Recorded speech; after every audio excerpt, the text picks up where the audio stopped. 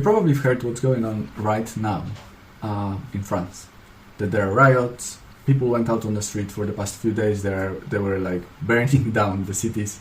And not literally, but there are fires around the cities in France. And all of that is happening because government, without really talking to people, decided that they're gonna put the retirement age from 62 to 64.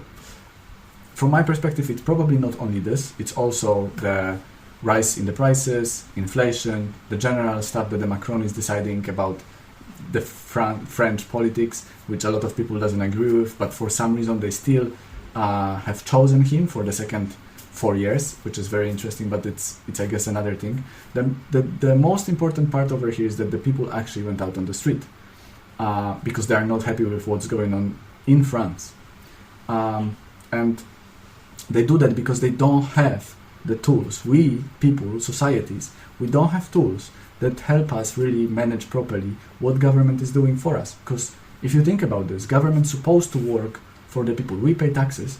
Therefore, all of those politicians, police people, army is paid really from our taxes. And many times also from the printed money from the government. But the point over here is that government's supposed to work for us. And right now, in 2023, we do not have the tools that allows us to manage government as a citizens of a certain country. And this is why I would like to speak about decentralization and what really all of the technology of decentralized ledgers allows us to do with the societies, with managing those governments, with managing communities. Do you know what decentralization means? Right now, all of your data is owned by governments, big organizations, banks, those three entities, right? Whether we are talking about personal data, financial data is owned by banks, personal data is owned by government, and those big organizations like Facebook, Google, and all of that stuff. And so those organizations own really our lives, which is government, banks, and big organizations. They own our life because we do not own our data. We do not own our money. Like if the bank one day will decide, right now I don't want to, you cannot withdraw your money anymore, you won't be able to do it. There's many examples of this happening in UK, US, Canada, China, Nigeria, Europe as well, probably in the France, where people couldn't withdraw their own money because the money is not really theirs.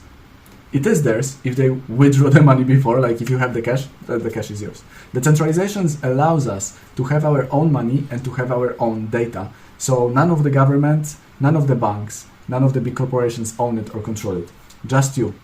And so decentralization allows us to take control of our life and take control of our data and allows us also to take control of our money. With that in mind, if people would have control of money, they would have control of the government. And this is why decentralization is so powerful, because it can allow normal people to actually be in charge of the government or of the entities that are managing their society, their communities.